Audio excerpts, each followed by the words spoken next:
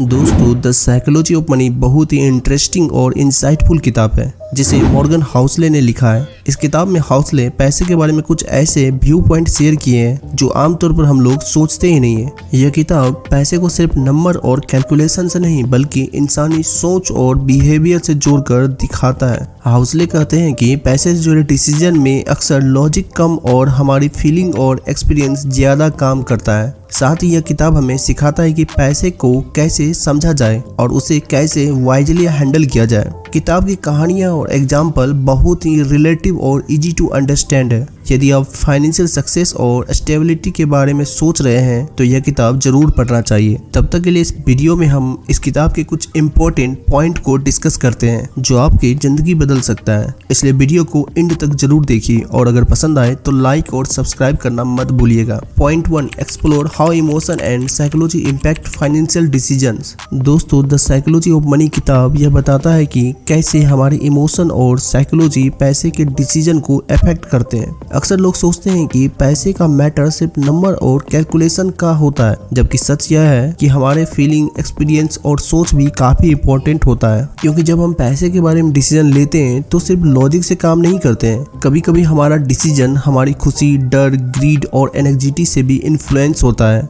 जैसे कि stock market में इन्वेस्ट करते वक्त लोगों का डर कि मार्केट गिर जाएगा उन्हें जल्दी से बेचने पर मजबूर कर देता है, फिर चाहे डिसीजन सही हो या ना हो। हाउसले कहते हैं कि हमें यह समझना जरूरी है कि हमारी सोच और फीलिंग पैसे के मामले में कैसे काम करता है, क्योंकि यह अंडरस्टैंडिंग हमें बेटर फाइनेंशियल डिसीजन लेने में मदद करेगा। इसलिए अपने इमोशन को समझना और कंट्रोल करना सक्सेसफुल मनी मैनेजमेंट के लिए एसेंशियल है। Point 2. The book contains 19 short stories illustrating different financial behavior.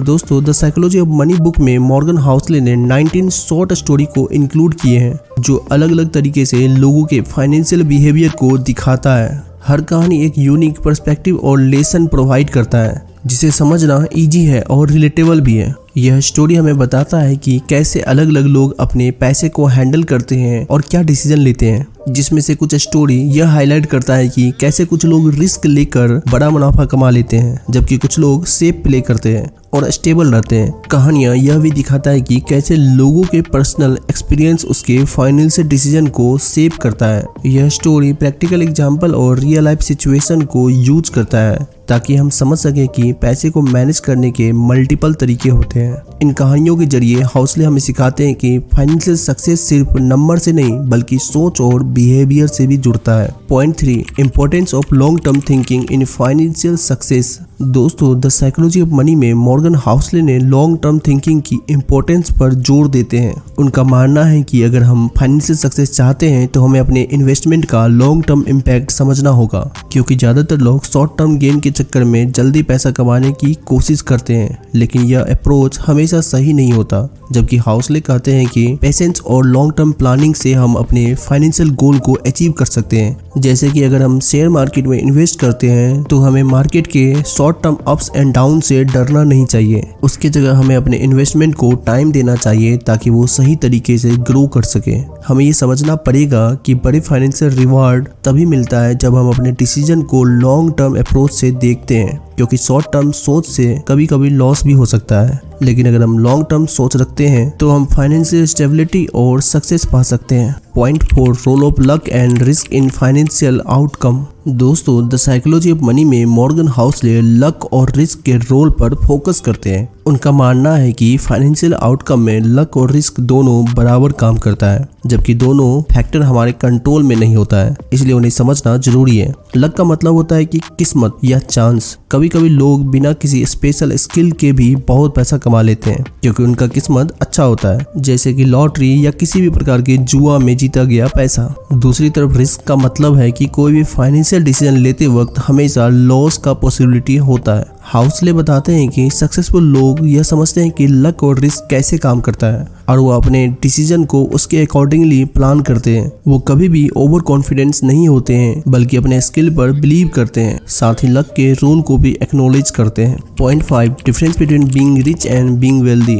दोस्तों द साइकोलॉजी ऑफ मनी में मॉर्गन हाउसले ने रिच और वेल्दी होने का डिफरेंस एक्सप्लेन किया है। रिच होने का मतलब है कि आपके पास बहुत पैसा है जो आप इजीली दिखाते हैं, जैसे कि एक्सपेंसिव कार, बड़ा घर और लग्जरी चीजें। लेकिन वेल्दी होने का मतलब है कि आपके पास पैसा तो है लेकिन आप उसे वाइजली सेव और इन्वेस्ट करते हैं ताकि आप फ्यूचर में फाइनेंशियल सिक्योर रहें। हाउसले कहते हैं कि रिच दिखने और वेल्दी होने में फर्क है। बहुत से लोग दिखाने के लिए पैसा खर्च करते हैं लेकिन जब इमरजेंसी आता है तो उनके पास सेविंग नहीं होता है। दूसरी तरफ वेल्दी लोग अपने फ्यूचर के बारे में सोचते हैं और अपने पैसे को ऐसे मैनेज करते हैं कि उन्हें लॉन्ग टर्म में स्टेबिलिटी मिले। इसलिए यह समझना इम्पोर्टेंट है कि सिर्फ रिच दिखना ही सक्सेस नहीं है, वेल्दी होना ज्यादा जरूरी है क्योंकि ये आपको फाइनेंशियल फ्रीडम और पीस ऑफ माइंड देता है। इसलिए अपने पैसे को वाइजली मैनेज करना और सेव करना सीखना चाहिए। Point 6, Housel advocate for financial independence over the pursuit of wealth for its own sake. दोस्तों, द साइकोलॉजी ऑफ मनी में मॉर्गन हाउसले फाइनेंशियल इंडिपेंडेंस को वेल्थ के पीछे भागने से ज्यादा इंपॉर्टेंस मानते हैं। फाइनेंशियल इंडिपेंडेंस का मतलब है कि आपको अपने खर्चों के लिए किसी और पर डिपेंड नहीं रहना पड़ता है। आपके पास इतने पैसे होते हैं कि आप अपनी मर्जी की जिंदगी जी सकते हैं। हाउसले कहते हैं कि बहुत लोग सिर्फ ज्यादा पैसा कमाने के लिए काम करते हैं लेकिन उसका कोई एंड नहीं होता है। ऐसे में वो जितना कमाते हैं उन्हें और उतना ज्यादा चाहिए होता है क्योंकि जितना वो कमाते हैं उसके साथ उसका खर्च भी बढ़ता जाता है। लेकिन अगर आप फाइनेंशियल इंडिपेंडेंट होने के लिए काम करते हैं तो आपको और ज्यादा पैसा कमाने के चक्कर में नहीं फंसना पड़ेगा। मतलब आप अपने पैशन और इंटरेस्ट को फॉलो कर सकते हैं, वो भी बिना किसी फाइनेंशियल टेंशन के। इस किताब का कंक्लूजन यह है कि पैसे के मामले में सिर्फ नंबर और कैलकुलेशन ही काम नहीं करता है, हमारे इमोशन, बिहेवियर और लॉन्ग टर्म थिंकिंग भी काफी इंपॉर्टेंस होता है। मॉर्गन हाउसले ने हमें यह सिखाया है कि हमें अपने फाइनेंशियल डिसीजन को केयरफुली प्लान करना चाहिए और अपने पैसे को वाइजली मैनेज करना जरूरी है। यह किताब बहुत ही इंसाइटफुल और प्रैक्टिकल एग्जाम्पल के साथ लिखा गया है जो हमारी डेली लाइफ से रिलेट करता है। हाउसले कहते हैं कि हमें फाइनेंशियल इंडिपेंडेंट और स्टेबिलिटी के लिए स्ट्राइव करना चाहिए और इसके लिए हमें अपने पैसे को स्मार्टली इन्वेस्ट और सेव करना सीखना चाहिए। In conclusion, the psychology of money एक वैल्यूएबल रिसोर्स है जो हमें पैसे के मामले में सही अप्रोच और माइंडसेट डेवलप करने में मदद करता है, जिससे हम अपने फाइनेंशियल गोल को अचीव कर सकते हैं और अपनी जिंदगी को फाइनेंशियली सिक्योर और फुलफिल बना सकते हैं।